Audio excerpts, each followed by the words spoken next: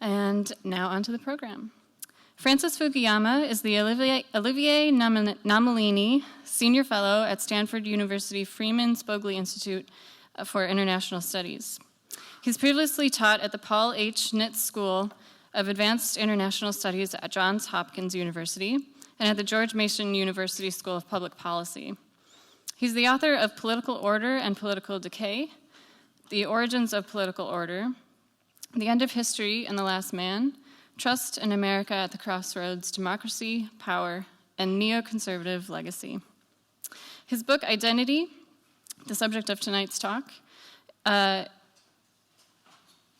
subtitle is The Demand for Dignity and the Politics of Resentment. So please join me in welcoming Francis Fukuyama to tonight.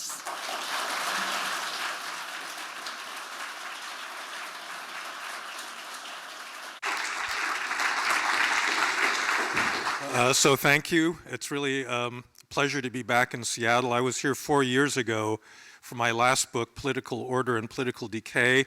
In the intervening 4 years, I'm afraid there's been a lot more political decay in the United States, and that's actually the occasion for the current book. So the bottom line, in a certain way, is to say that global politics and politics in the United States is shifting in a very dramatic way. Through most of the 20th century, politics revolved around basically an economic polarity between a left that wanted more equality, more redistribution, better access to social services and the like, and a right that wanted free markets, individual freedom, and the like. That is increasingly being displaced by a politics of identity, meaning that people are lining up not over their economic policy preferences, but rather over who they are, oftentimes based on their ethnicity or race or some other fixed characteristic. If you want a vivid example of what that means in our politics, just look at the election that happened last week. In the month prior to that election, Paul Ryan had actually advised Donald Trump that he should campaign on the economy. You know, we've got 3.7% unemployment, wages are going up, economic growth is very high. You can attribute that to the Republican tax cuts. Trump listened politely, and well, actually, I don't know if he ever listens politely, but he listened and basically ignored that advice. And what we heard about instead was this migrant caravan that was about to invade the United States, about ending birthright citizenship, about sending the U.S. military down to the border to protect America from this invasion by foreigners. That's what it means to be obsessed with the question of identity, you know, protecting somehow a presumed American identity against this kind of threat from the outside. And this is not good for democracy for a number of, I think, pretty clear reasons. But the developments in the United States are not unique. It's part of a global movement. And over the last decade, we've seen the rise of a number of similar kinds of populist governments in established democracies. So in Hungary, the Fidesz party, Viktor Orban, came to power in 2010. This is a nationalist party that has defined Hungarian national identity in terms of Hungarian ethnicity, which is very problematic because not everybody living in Hungary is actually an ethnic Hungarian. You have the Law and Justice Party coming to power in Poland. You have President Erdogan in Turkey. In a way, Putin was one of the original populists, somebody that is elected in a legitimate election and then uses that power to concentrate authority in the executive and then to undermine the other institutions that should exist in a liberal democracy. And this is really, I think, what the threat we're facing is. It's not an external threat necessarily like during the Cold War of military aggression or subversion or whatever. It's an internal threat. It's a threat to basic institutions. Political scientists do not have a agreed upon definition of populism, but I'll give you mine, which I think works for quite a few of these cases. A populist leader it's really more defined by a style of politics, where the populist leader tries to establish a personal connection between himself or herself and the people. This connection is based on the charisma of that leader, but it makes that populist leader almost automatically anti-institutional. In the following sense, a liberal democracy is not just about elections. It's also about a constitutional order and a rule of law that limit power by creating check and balance institutions. And what a charismatic populist leader does is to attack those institutions because they say, well, I was elected, I represent the people.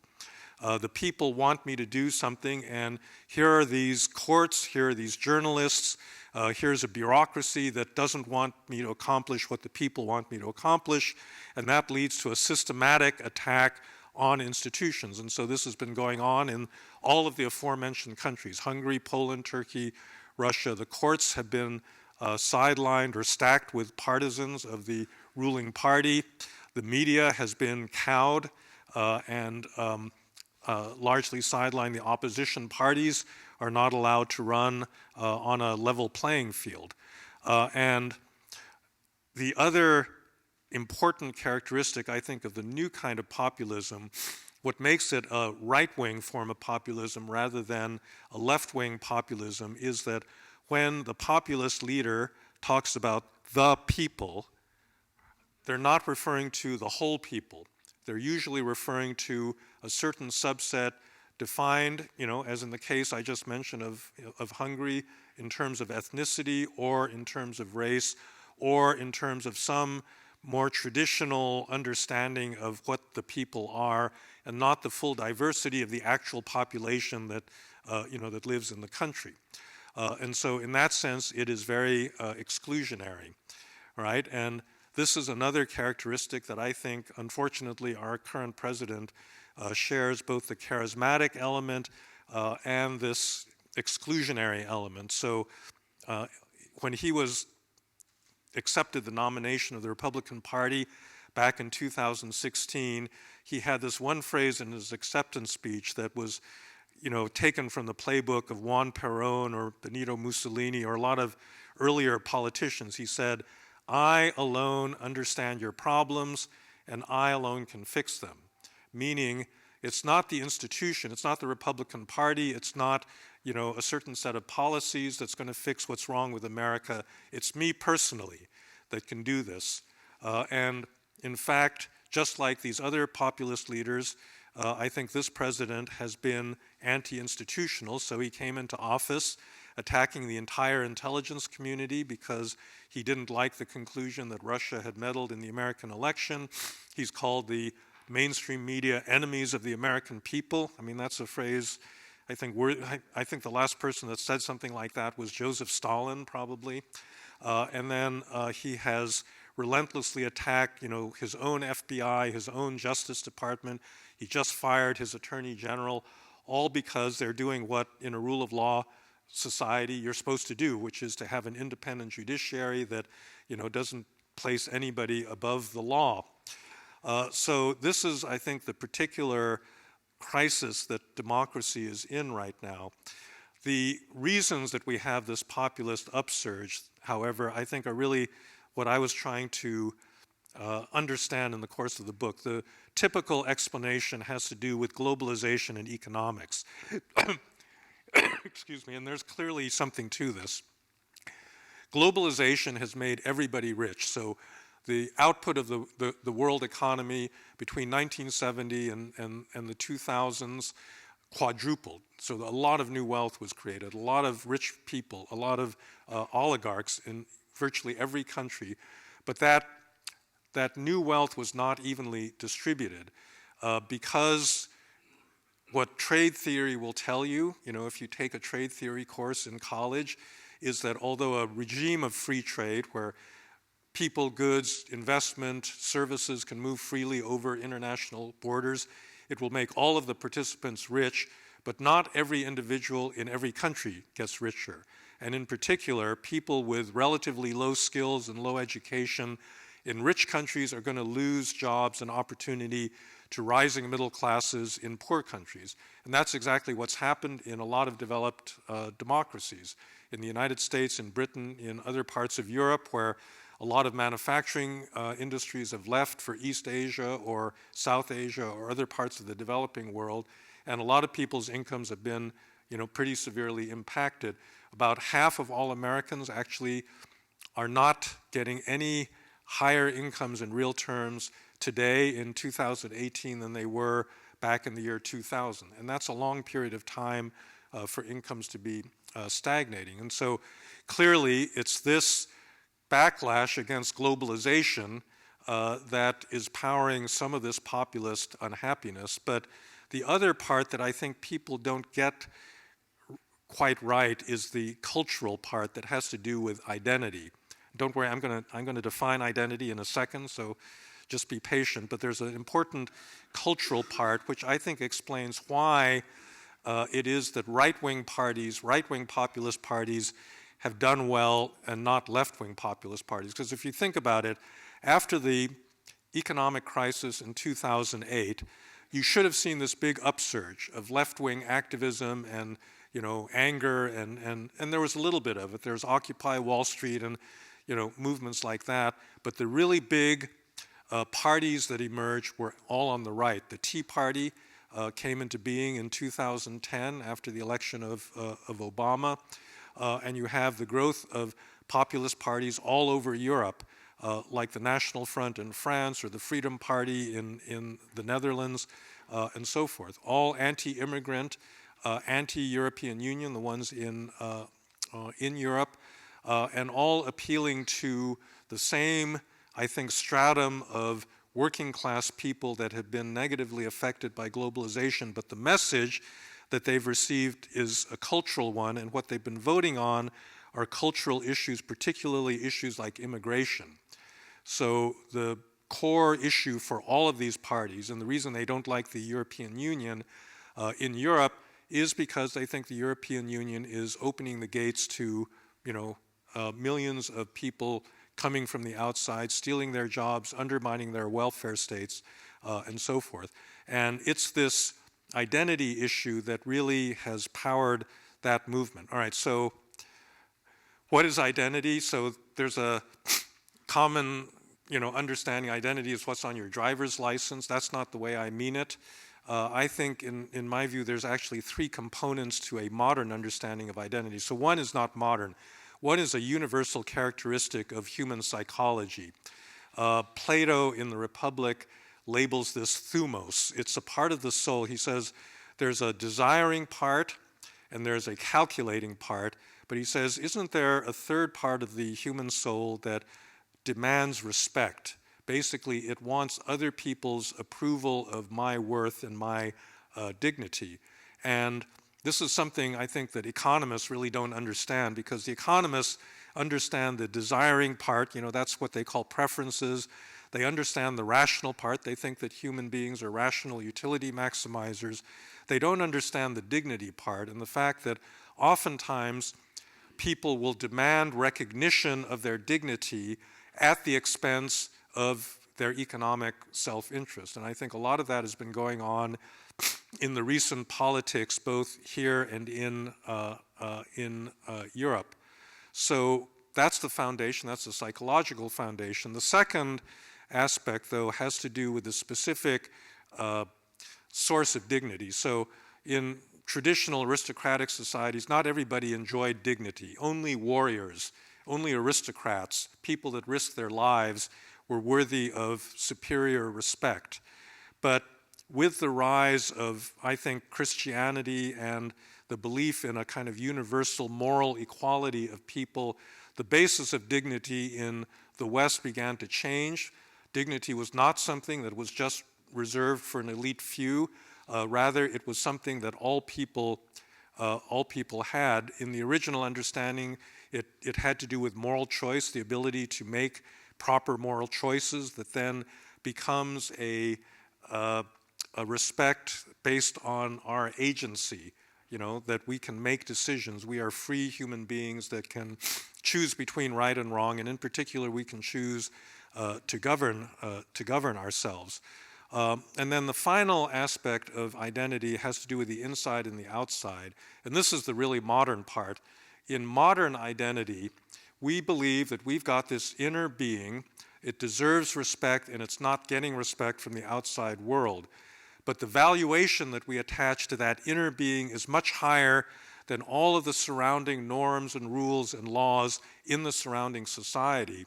The adjustment that needs to be made is not that I've got to adjust my expectations and conform to the expectations of society. Rather, the society is the one that has to change.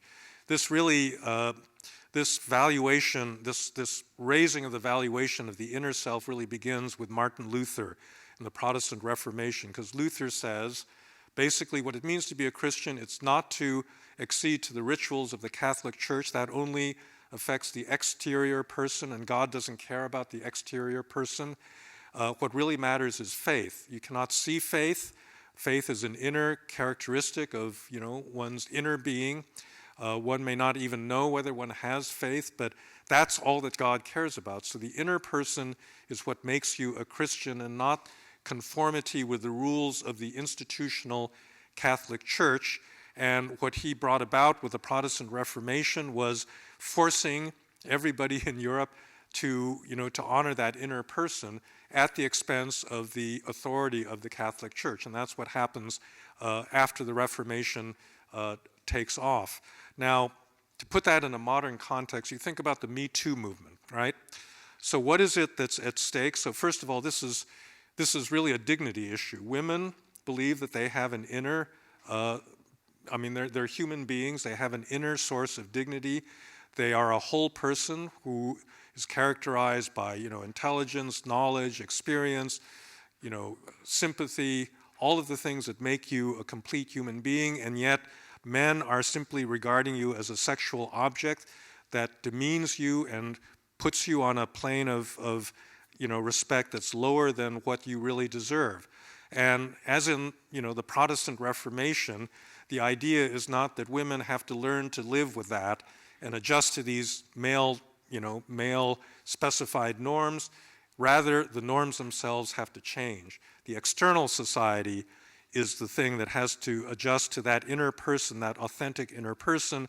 And that's really what's happening now with the Me Too movement. It's basically a cultural revolution where the broad norms of the society are in the process of shifting to honor that inner person, right? So that's the idea of identity, right? That we have these inner selves. We may not even understand them fully, but they have value, and that they have to be recognized. They have to be recognized, and that's what makes identity movements political, because that's what politics does. It gives you public recognition.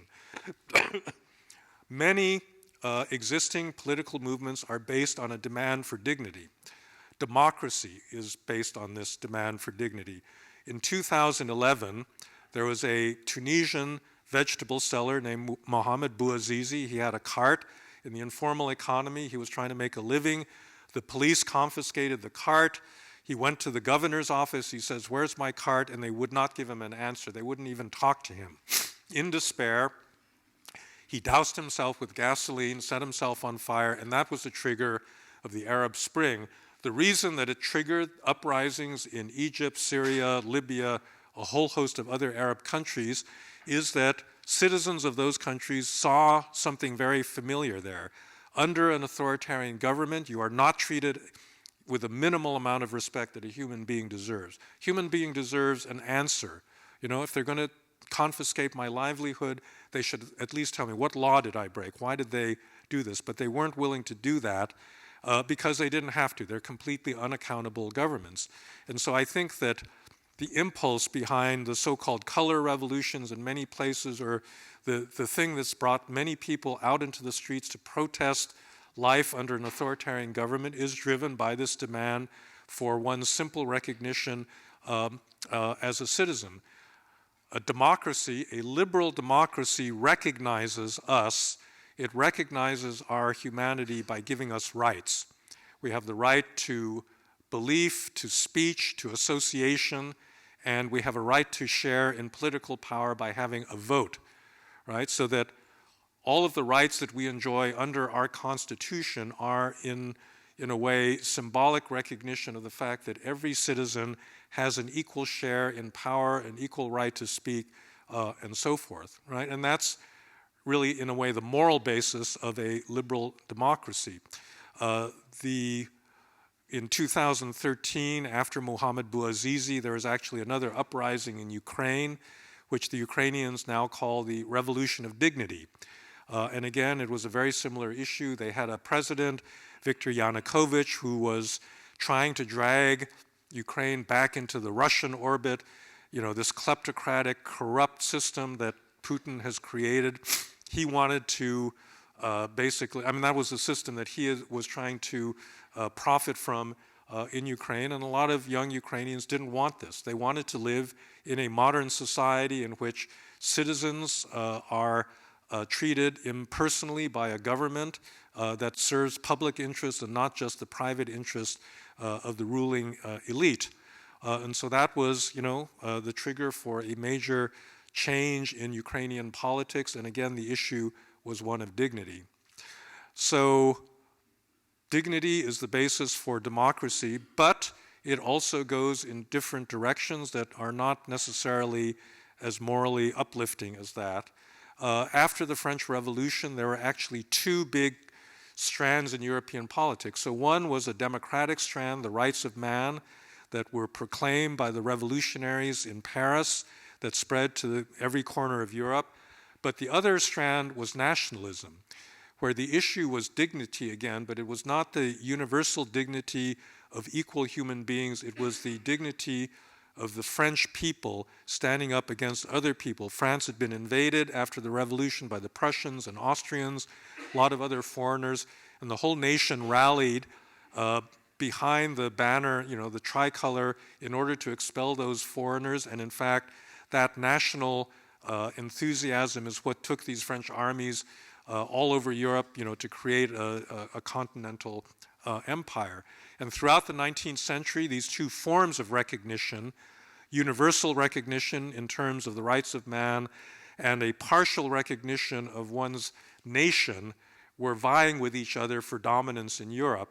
And unfortunately, it was really the latter that ended up winning out, so that by August 1914, we just celebrated the 100th anniversary of the armistice in World War I.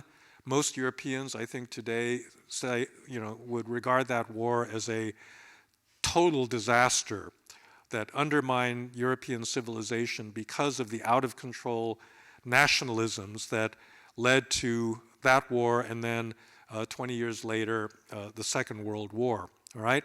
So that's also a form of recognition. A nationalist says, my people are not recognized. They can only be recognized if they can live in their own country with their own government, but here we're living in the Austro-Hungarian Empire or the Russian Empire or somebody else's political domain, and we are not being recognized as a free and equal people. The problem with nationalism, like many forms of recognition, is that the demand starts out as a demand for equal recognition. We just want to be a country like other countries in the world, but it then quickly shades over into a feeling of superiority that, we want to be recognized as better or superior. And that was the experience of German nationalism in the late 19th century. The first demand was simply to unify the different German-speaking peoples in Central and Eastern Europe, but it morphed into a kind of arrogant nationalism that found its ultimate expression in National Socialism and Adolf Hitler and, the catastrophe that followed from that. So that's a less happy form of recognition. I would say that what passes for religious motivation today in the Middle East is actually also a form of identity politics. So many of the young fighters that left Europe and other parts of the Middle East to go fight on behalf of the Islamic State, what was motivating them? So had they become converted to a particular brand of Islam? Well, that's possible. The Saudis were exporting a certain interpretation of Islam that led to that. But if you look at the personal histories of a lot of those fighters, a lot of them were European Muslims who had rejected the kind of piety of their parents and their grandparents, this traditional form of village Islam that many of them practiced, but they did not feel adequately accepted or integrated into European society.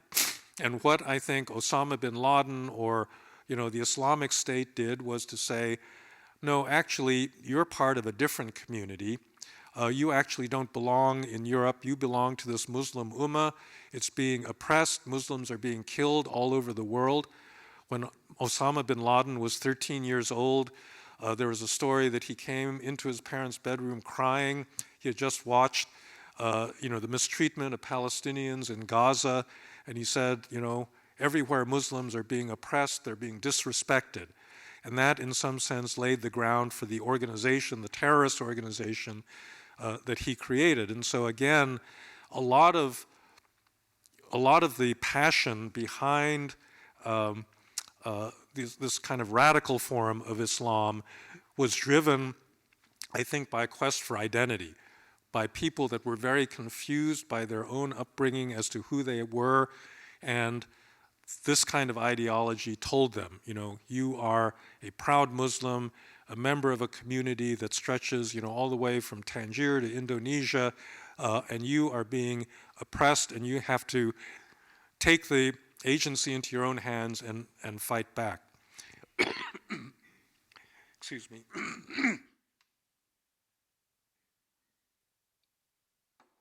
So now we come to identity in a liberal democracy, the United States, Britain, Canada, places like that, because what we call identity politics is oftentimes not associated with, the Islamic State or German nationalism, although I think I've explained to you why I think these are actually all different manifestations of a similar kind of psychological phenomenon. But in the United States, we have a different kind of identity politics. The identity politics that we usually refer to when we use that term starts with the big social movements that happened beginning in the 1960s. So this was the civil rights movement for African Americans, the feminist movement for women, the LGBT movement, the movement on behalf of the disabled, indigenous peoples.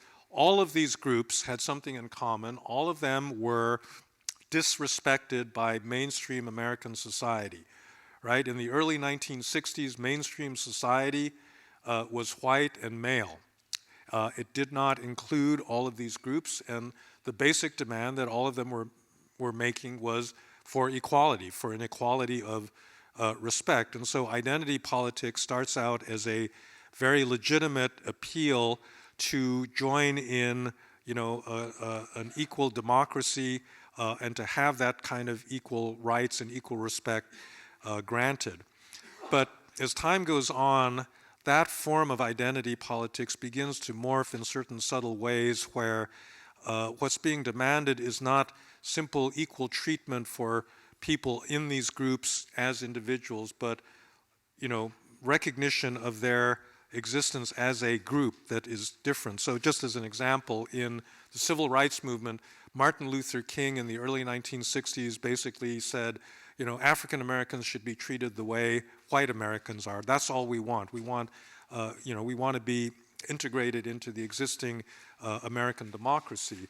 The Black Power movement began to make a different kind of appeal. They said, no, actually, African Americans are not just like white people. We have our own culture, we have our own traditions. We do not simply want to be, white Americans with a different skin color. We want to actually preserve those traditions as a group. This was much more pronounced in the feminist movement, where there's actually there's a very powerful, so part of the feminist movement wants equal rights, equal pay for equal work, that sort of thing, but part of it also said, actually, women are not the same as men. They have different interests, different ways of seeing the world, they have different lived experiences, and we do not want to be just like men. Men are actually pretty kind of assholes, when you think about it. So we want a different, we want respect for a different kind of identity. Now, a general thing began happening on the left, both in the United States and in Europe, in the 20th century, the left was basically built around the working class. So in Europe, these were trade unionists that were members of the British Labour Party or the German Social Democrats. In France, they voted, for the Communist Party. In Italy, the same thing. And what it meant to be a left-wing activist meant, you want greater economic equality for the working class, which in all of these countries was predominantly white.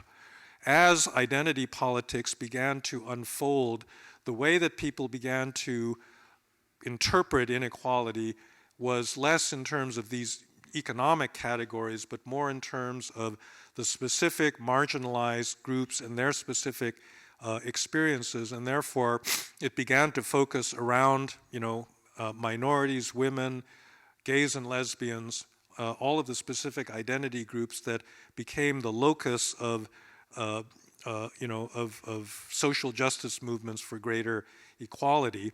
And in the process, the white working class began to gradually defect to other groups because they did not feel adequately represented, in this country by the Democratic Party, in France by the socialists or communists.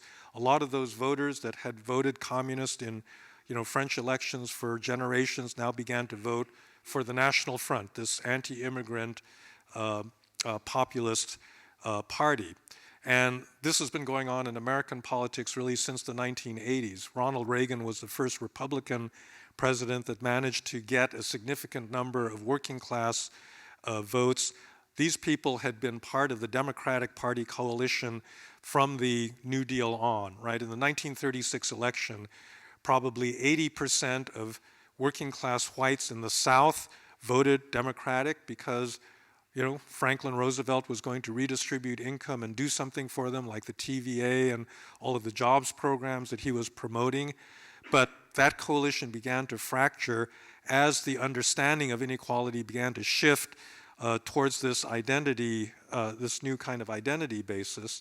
And that has led to an overall shift in American politics where the alignments between the two parties are increasingly based on, these fixed biological categories, so that increasingly the Republican Party has come to see itself as the party of white people, and the Democratic Party has come to see itself as a party of minorities and women. And that was a lot of the, the targeting of, campaigns during the most recent election, because in fact, people do organize themselves in this fashion.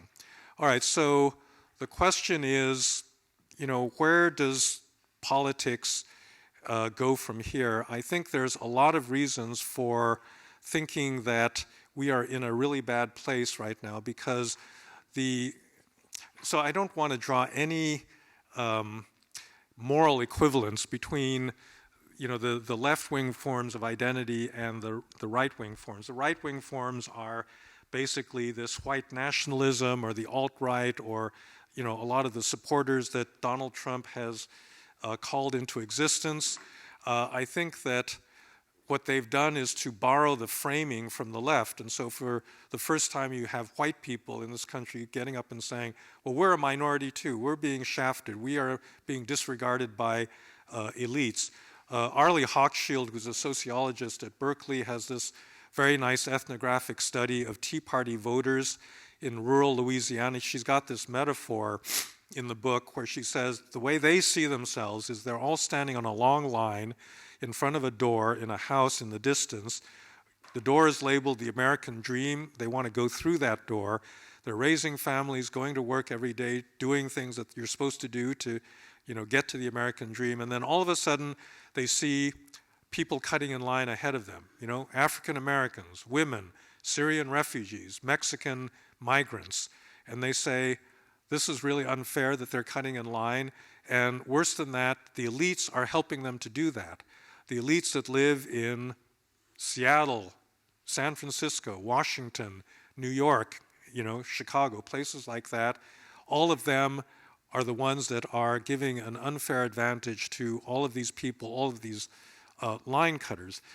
So this is, I think, not an accurate view of what's actually happening in the United States, but it does I think, explain, the perception on the part of a lot of populist voters as to why they are angry. And I would say the following, that they are correct in the following sense, that if you think about the white working class in the United States, there is a kind of cultural disregard that elites, meaning well-educated people living in big cities, in cosmopolitan settings, like here, like where I come from in Palo Alto or New York or McLean, Virginia, or wherever, people in that particular social stratum, these are the people that dominate the media, they dominate the arts, they dominate Hollywood, they're the ones that define American culture.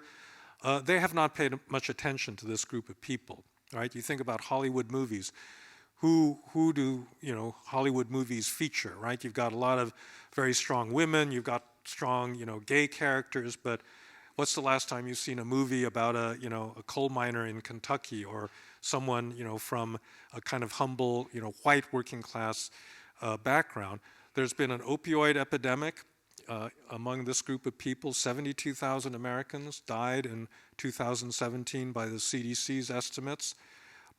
Twice as many people as died in automobile accidents that year, and yet that epidemic, up until the 2016 election, had not been at the forefront of national consciousness the way that earlier, I think, drug epidemics had been.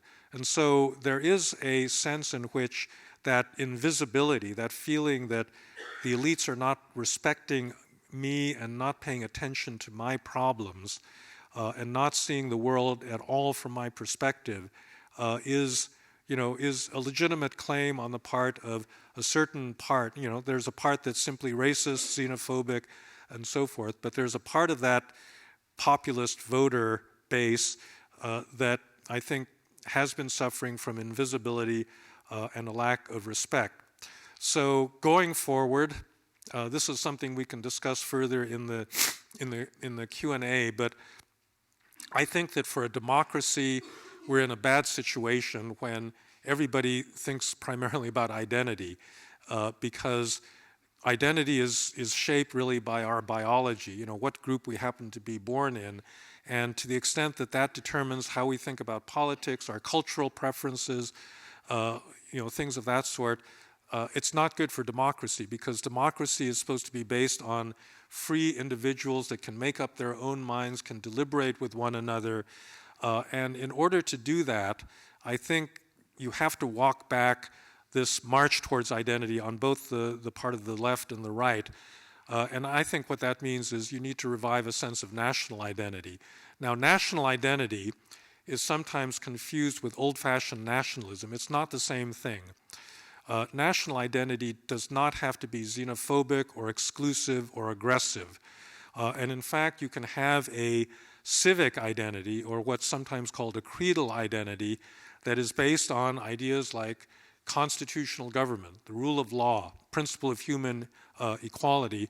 And I would argue that over time, that was the kind of national identity that the United States itself had developed. Before the Civil War, identity was actually racially based, because African Americans could not become citizens, nor could Native Americans, women, a lot of excluded groups. You fight a very bloody civil war, basically in order to pass something like the 14th Amendment, which says all persons born and naturalized on the territory of the United States are citizens of the United States. A very, very important achievement that does not get actualized in the United States for another 100 years until the Civil Rights Movement.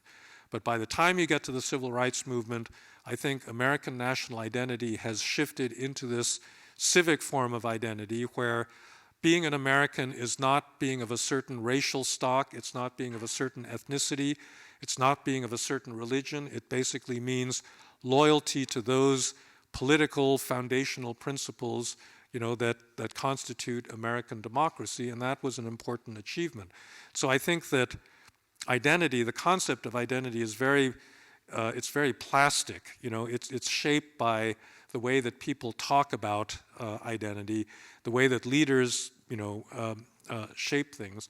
And I think that what we need to think about a little bit is how do you get back to an integrative civic identity rather than, simply lining up and having a political order that is so polarized that the government basically, cannot make the most basic kinds of decisions on budgets, on appointments to the court, to all sorts of decisions that normal democratic governments need to do. I think you can do this in a number of ways. I mean, it's partly through civic education.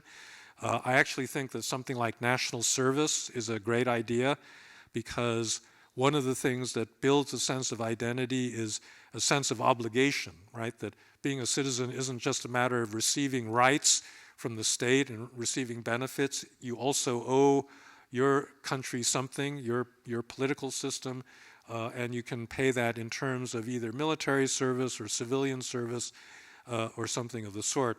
I think there's other issues we can talk about in greater length in terms of immigration policy, because I actually do think that this is something that neither the left nor the right is really addressing properly. But because immigration has become such a spur to populist voting, I think that it's important that, that problem be fixed and addressed. So there's a number of things I think that can be done. It's important to do that. In fact, I would say the crisis is a bit more urgent in certain European countries even than it is here, because they've got a bigger problem with, with national identity. So I think that I am running out of time. So thanks for your attention, and I'm really eager to have any comments or questions that you may have. Thank you very much.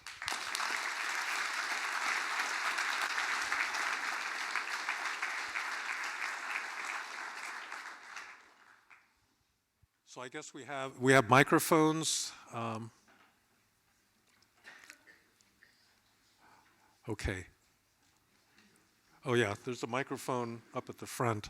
Yes, sir. Professor, it's great to see you. I'm a big fan of your work. It's wonderful to see you in person.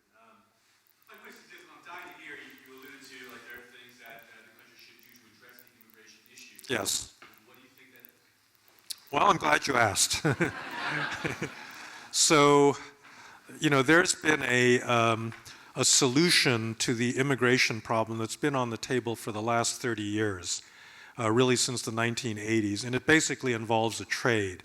The trade is, we have 11, 12 million undocumented immigrants in the United States. The vast majority of them are living peacefully, working, raising families, and so forth. They need to be given a path towards citizenship. On the other hand, I think that it is the case that you cannot have a democracy if you actually don't control your borders. We say the people are sovereign, but if you actually can't define who the people are, they're not really sovereign. And so the other side of that bargain is prospectively to do things that will actually enforce the existing, immigration laws.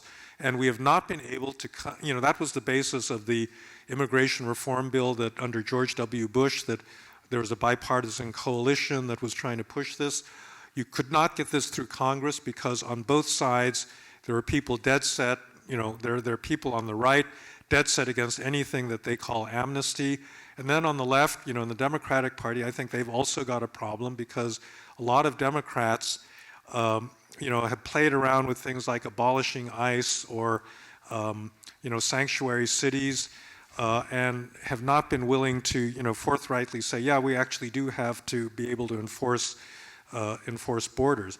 That's got to be the basis of any kind of future deal. So, in a way, that's DACA, but it's not just for the children of recent arrivals. It's also their parents also that have to be legalized. So I think that's the solution.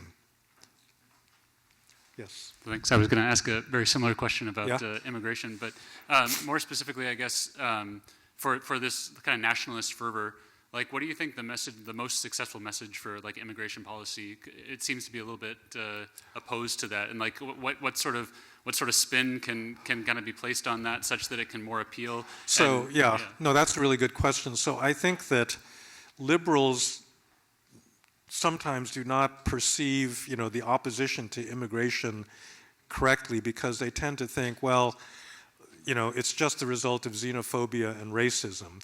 And in fact, so there are definitely people that are xenophobic and racist, including, I'm sorry to say, our president. But, so that there's a certain core people, but there are other people that are actually concerned about the fact that it's illegal or that people are violating the law when they come across the border. And then there's another group of people that I'm actually quite sympathetic with that worry about whether the country is able to assimilate recent immigrants given the level and the numbers and so forth. And so I think that the way that you've got to handle this populist upsurge is by actually trying to break apart that coalition and peeling away the ones that don't have racist feelings by addressing an issue like, assimilation. I think that immigration is a great thing, but if people in the second or third generation, don't ultimately, Americanize in a certain way, then it becomes, more of a liability than a benefit. So that involves a whole set of policies, mostly in the educational system, to promote the integration of new arrivals. And then I do think that you do have to think about enforcement seriously.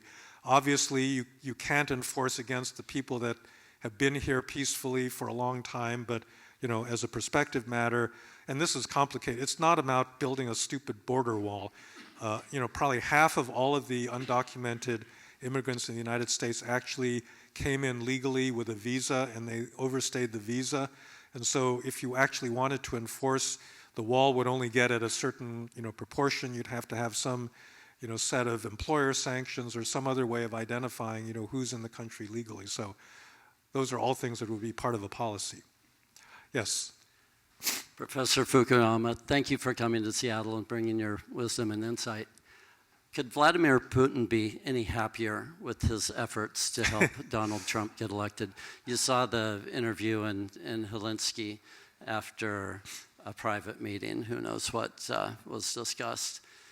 But over this last weekend at the commemoration of the end of World War I, you saw President Macron talk about a European army because NATO doesn't seem to be supported as it had in the past. Yeah. So if you don't mind, that's one line of thought. The other thing that I think about when we're talking about populations, we see these 8 million votes in Florida, 4 million on one side, 4 million on the other, how divided our nation can be. But besides legitimate politics, you might say, I bring up things like the book A Game as Old as Empire, The Secret World of Economic Hitmen and the Web of Global Corruption. When you think about authoritarian countries, whether it's Saudi Arabia, etc., Russia today with the oligarchs, and Putin may be the greatest oligarch we better get to a question. Yeah. Well, what role do you think really, when you think about corruption, Goldman Sachs was in the news the other day about money laundering again, and how much is corruption really playing a part in global affairs? So with regard to Russia, it's a very strange situation because there's actually two policies towards Russia in this administration. One of them is actually tougher than Obama. So we now have stronger sanctions against Russia and a whole list of individuals, and we've taken measures, we've provided arms to the Ukrainians, things that Obama wasn't willing to do. So that's actually defines most of the policy. And then over here you have President Trump, who seems to completely disagree with everything that his administration is doing, but he doesn't seem to know how to actually get it to do what he wants it to do. And so it's a weird situation. It's not a stable one, and so we'll have to see now that this election is behind us whether the true Donald Trump, is able to steer things more in his direction. Corruption is a big problem. Yes, I mean it's big in the United States. The problem is not corruption in an illegal corruption sense. It's lobbying and the influence of money in politics, because we have a legalized form of corruption that is practiced in Washington that I think is very corrosive to the legitimacy of our institutions. Yes. Hi. I wanted to ask, how do you present the idea of national identity to the left in a way that's palatable to the left? You talked earlier with the immigration question about assimilation, which I think on the left has become a bad word. And especially when the left identity politics, you mentioned that it's become the party of minorities, and minorities who have a history of being oppressed by the U.S. nation state. So Well, I think that the way I would defend it is by, first of all, saying who is threatening that civic national identity right now. It is people like, these white nationalists that actually want to drag us back into a racially or ethnically defined understanding of what America is, or a religiously defined understanding of America. That's the real threat to national identity right now. And if you want to, preserve the rights of all of those groups, which is an important objective, that's one of the ways you do it. You emphasize that being an American means allegiance to a certain set of ideas and values. It is not a matter of your skin color or who your parents were or what your religious profession is. I think that's basically the appeal I'd make. I mean, partly it's also a tactical issue. I think that the Republicans have been very good at capturing the patriotism issue, and that's not. It shouldn't be necessary. It should be possible for people on the left to also, make use of patriotic tropes, because in fact, people in the United States on the left have a lot to be proud of. So I guess that's my answer. Yes. Fascinating talk. Thank you. I would love to hear your thoughts on how the recent election of Bolsonaro in Brazil fits into the global trends of populism that you've been talking about. Yeah, so Brazil is a strange case because, like other Latin American, so the populism in Northern Europe and the United States is based on a declining middle class that has been buffeted by deindustrialization. Brazil does not have a large middle class. What it's got is an elite, which includes a lot of the middle class people there, and then a lot of poor people. And so their populism has typically, Latin American populism has typically been of the left-wing sort, like Hugo Chavez in Venezuela. What's weird about Bolsonaro is that he's a white guy who has been using racial language, much more explicitly racist than Trump, in a country where the median Brazilian is got a brown skin, and actually where the white people are a fairly small minority of the whole population. But I think that the way that they got there was that there was such a disgust with the Workers' Party, the PT, in that country, because of this ongoing corruption investigation, that the hostility to that party has made a lot of very rational Brazilians vote for this guy that has expressed some pretty, I think, authoritarian ideas, and so it's a kind of sui generis form of of populism that is neither quite left nor right in any of the traditional senses. But it's very, it's potentially very dangerous because Bolsonaro has praised the military dictatorship in Brazil, in the 60s and 70s, and wants to bring some of that back, in terms of fighting crime. I hope that he does not end up like President Duterte in the Philippines, who basically has launched this extrajudicial killing campaign that's probably killed 10,000 people in the Philippines now. Yes. Professor Fukuyama, I'm wondering how specific and practical your advice can be to us, if to the extent we are sold, as I am, on the idea that we need American civic virtue to be an organizing principle, that we need to feel patriotism for our constitutional democracy. What can we do as individuals tomorrow, this weekend, to try to bring that about? Well, it was easy. If you had asked me this like 7, 8 days ago, I would have said vote. Because fundamentally, a lot of these things that you'd like to do cannot be done except with political power. And in a democracy, how do you get political power? You win elections. And so if the right people don't win elections, then, the right things aren't going to happen. I think that's just the simplest thing. There's a guy that writes this blog on California weather, and he had this great thing that I retweeted where he said, people are constantly asking me if I want to do something, to stop climate change, what do I do? What can I as an ordinary citizen do? He said, my advice is to vote. And I think that's right. It's not just true for climate change, but it's true for, national identity, for, any of these issues. I mean, it really is a matter of politics. So you're saying basically to vote for politicians, candidates who are already espousing that notion of American identity. To support it and to mobilize and to organize, that sort of thing. Yes. It seems that at about 1900, the United States reunited on the basis of white male supremacy, and that the 20th century United States was a white man's country, at least until 1963, when Martin Luther King offered a very different vision that seemed for a long time to really have some real hold on the country. What went wrong with that?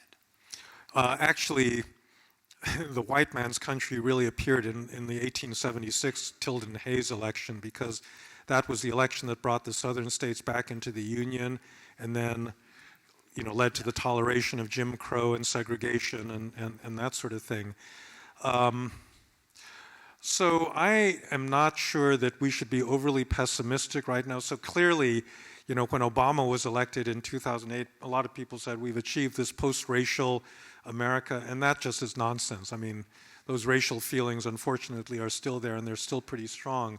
But I actually sort of think that there are, if you look at generational attitudes, changes in generational attitudes, younger Americans really do think differently from their parents. And so part of it, I think, will be a matter of generational turnover. And also, a lot of this stuff is fueled by, opportunistic politicians. And so we got one right now, that is deliberately trying to fan these flames. But if you vote and you elect somebody different who actually wants to, integrate and build bridges again, that's possible. I think I'm still optimistic that that's possible. Yes. Hi, thank you so much for your talk. I'm wondering if one of the main barriers to people who are perhaps white and working class being in power and being represented is perhaps less about people of color being represented or being favored, and rather about corporate interests continuing to have the elite remain in power. Just in Washington, we had a ballot initiative where records were set on campaign spending by oil companies against a clean energy initiative that was championed by both communities of color and by working class groups. Mm-hmm. So I'm wondering if there's a possibility that this, the negativity around identity politics might be a misdirect by the reality of corporate control on our elections. Yeah, well, that I think works in both directions. So the influence of corporate money, lobbyists, and so forth, there's no question that that's true. Like, my favorite example of this is, why do we still have this carried interest provision that allows hedge fund owners to pay only 15%, only a 15% tax rate? It's because of lobbyists, right? Because they know how to play this Washington game.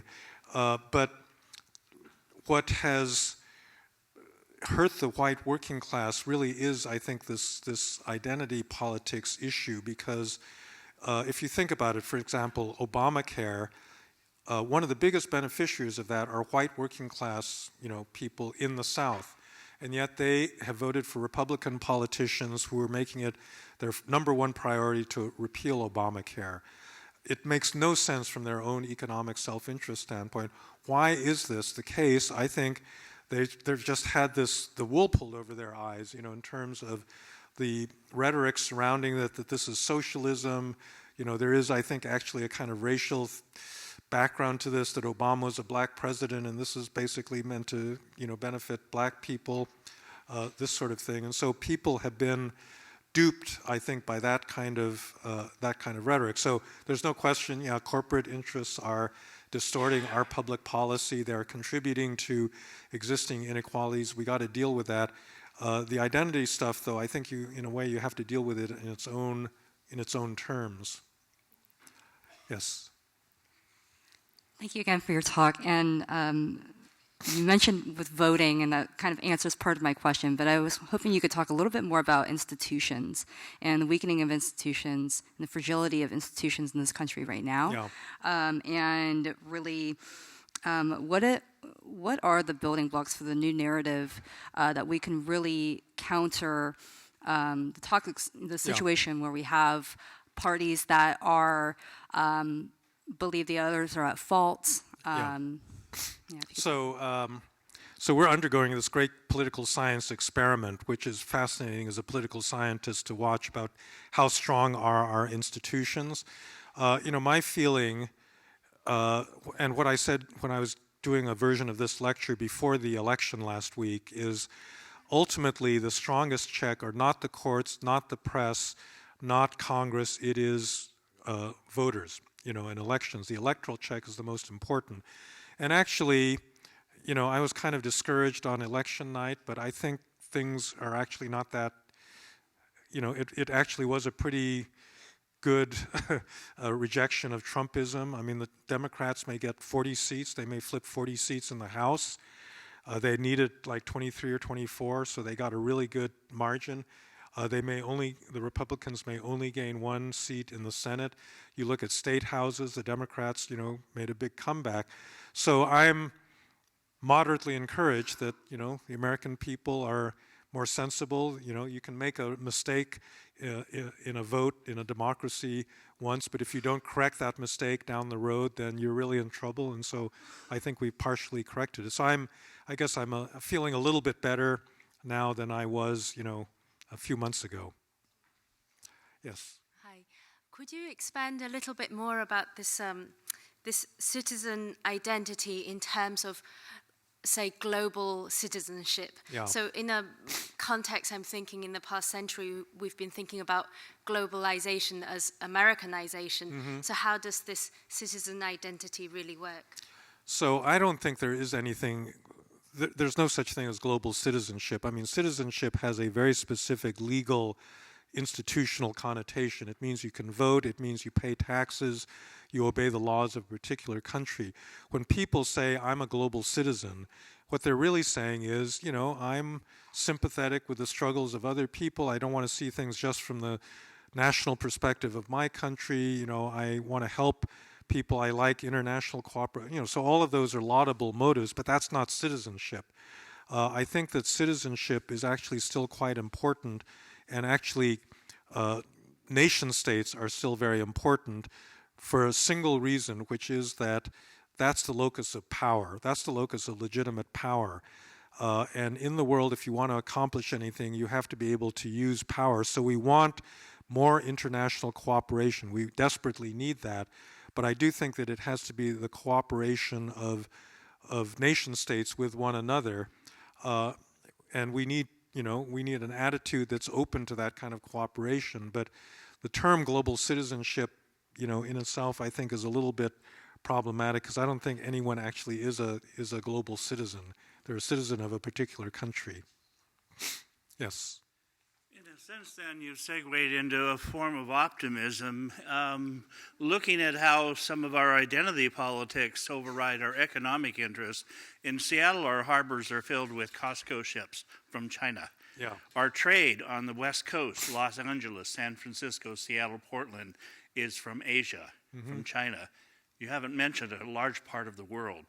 Our offset in our trade wars has been China waiting and watching while he does his thing, and then moving on. We have been hurt in Washington State by the trade embargoes. Our customers are also on the other side of the ocean. but it's a different world in terms of the identity in Asia. And I'm just wondering if there's a sense of optimism. If I were young, I would not learn German now, I would learn Chinese. It's the language of the future. Is that an optimistic approach? Economic approach? I don't think so. China is an authoritarian country. It has become much more authoritarian since Xi Jinping took over. I think a lot of us, myself included, were hoping that as the Chinese grew richer, they would grow more democratic and more open, and really the opposite has happened. And actually, I think of all of these trade disputes that Trump has picked, the one that's the most legitimate is the one against China, because actually they do a lot of the things that they're accused of in terms of stealing intellectual property, of not reciprocating, the openness of Western markets, in their own market, and so forth. And so I think actually there's been kind of a sea change in terms of attitudes. The business community, both here and in Europe, used to be the biggest cheerleaders for a closer relationship with China, and they've done a 180-degree turn because I think they feel they've gotten burned by, the Chinese not playing fairly. So for better or worse, I sort of think that we're in for a pretty rough period in our relationship with China down the road. And that's not just Donald Trump. That's, I think that's based on a broader consensus. Yes. Professor Fukuyama, I'm Burmese American, and both countries that my adopted. I'm sorry, you're from? From Burma. Burma, okay. So as a Burmese American, Yes. I feel like both countries are going down very parallel paths. In particular, around the Burmese generals. Yes.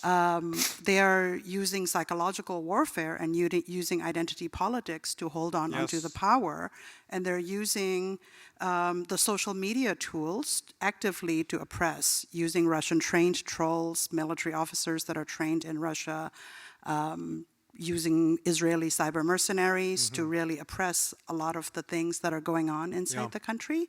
So, and your chapter on We the People was right on in pointing out that countries like Syria and Afghanistan, where there is so much diversity and yet there's so much conflict.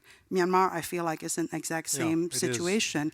Do you have any pointers around, given the government is not doing anything about building the national identity, how we can build the form of national identity in a way?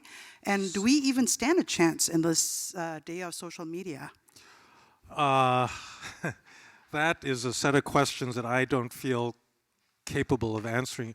You're absolutely right, though, that Burma, it's not just the generals. I mean, there's a form of militant Buddhism that is true in Burma, in Sri Lanka, and a number of other places. And it's actually Buddhist monks that are driving a lot of the campaign against the Rohingya, ethnic cleansing, all of this stuff. And that's pure identity politics, right? I'm sorry to say, I just don't have enough knowledge. I mean, the thing about national identity is that it has to be done by people in the society itself.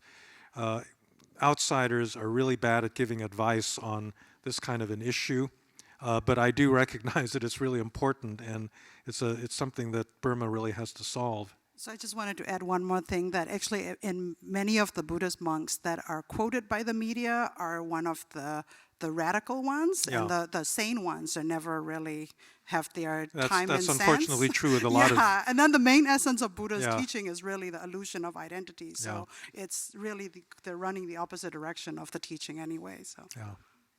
Hi. Yes. It sounds like you've said that identity politics is a bad idea, and that you're... Well, a certain version of it, yes.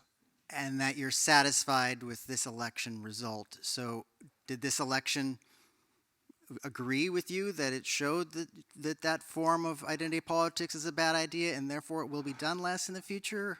Yeah, so it's a complicated thing. So Trump's behavior before the election was very bizarre in a certain way because, for the 2 weeks prior to the vote, he spent all of his time going to these big rallies in red states.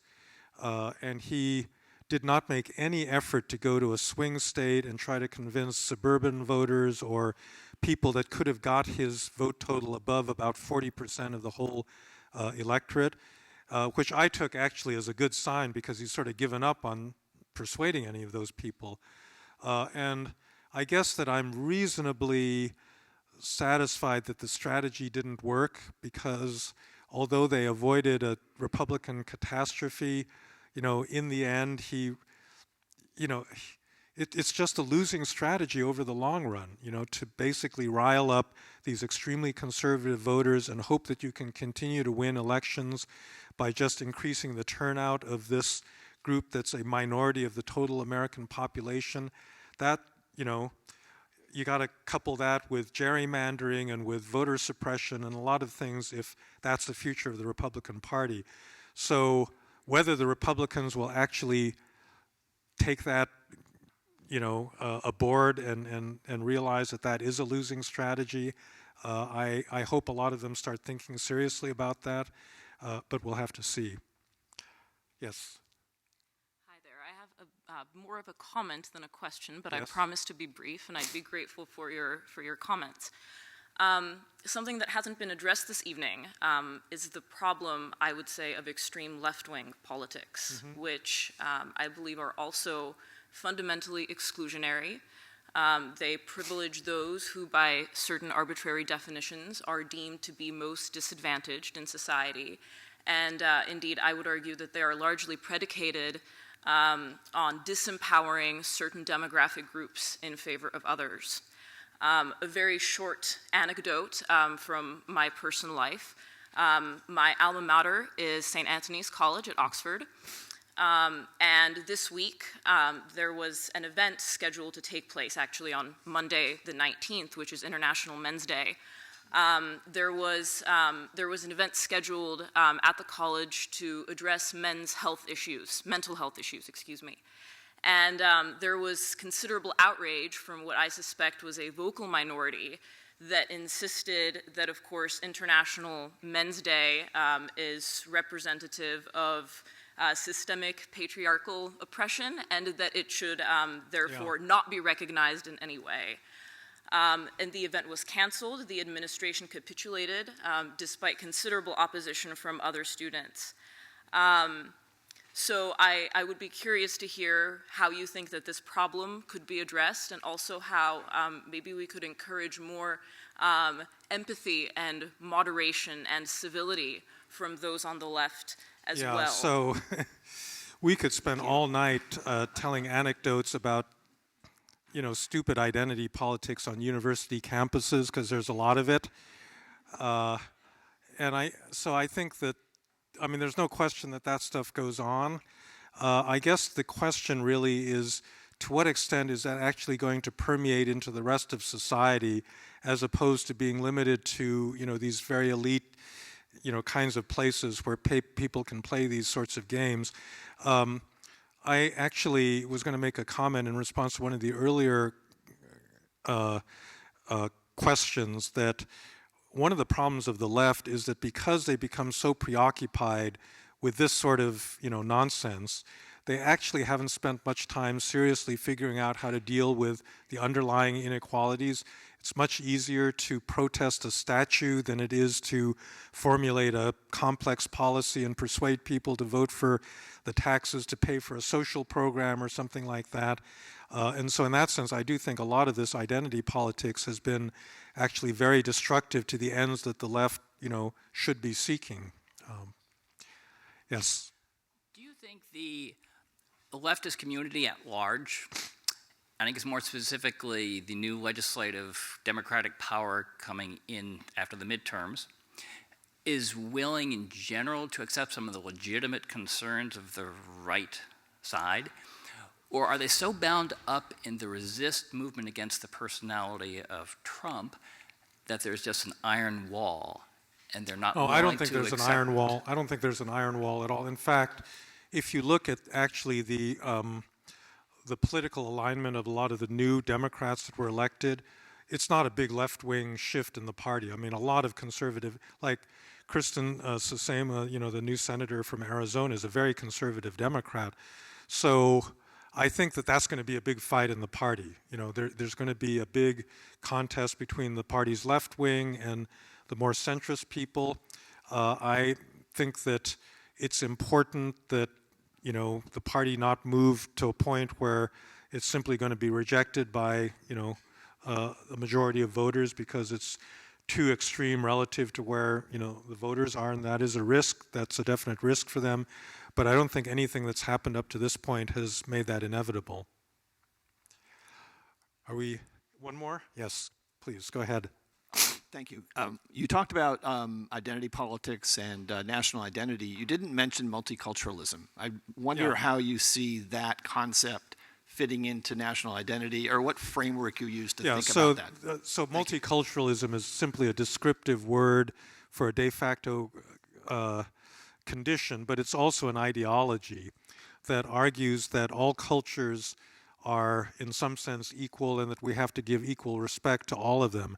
And I think that that is fundamentally mistaken, because democracies actually have their own set of cultural values. And you cannot simply say that a democratic culture in a democracy is at the same level with a culture that actually doesn't, for example, respect, individual autonomy, equality for women, so on and so forth. So that's the big problem with multiculturalism. Furthermore, I do think that our liberal democratic institutions are premised on the equality of individuals and not the equality of cultural groups, and that you start going down a very self-contradictory path once you understand liberalism in terms of recognition of cultures as opposed to recognition of individuals. Okay, thank you very much.